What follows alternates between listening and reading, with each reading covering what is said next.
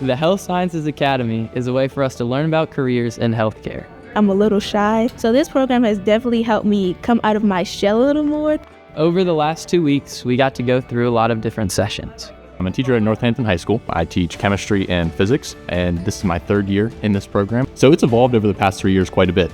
My first 2 years, it was just this summer program, and there was no second portion for the juniors or seniors, but it's actually evolved into being a full pipeline program that involves, again, freshmen all the way up to seniors. John is not breathing, and that's where we jump into...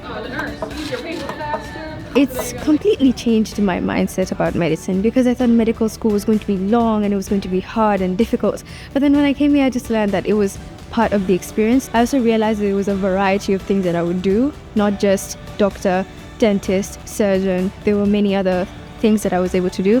It definitely opened my eyes to things I didn't know. I think my favorite parts was the anatomy lab and the pathology assistant.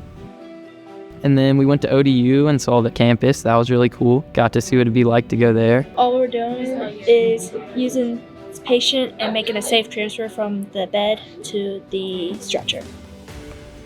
And then we did a live ultrasound looking at the heart chamber, looking how the heart was beating. It was amazing. Today we were racing with wheelchairs to see how they maneuver around. Exposure is the biggest part of it. It's definitely important for the kids on the Eastern Shore because they don't get opportunities like this very often. It's an under-resourced area that has one hospital that serves the majority of the Eastern Shore of Virginia.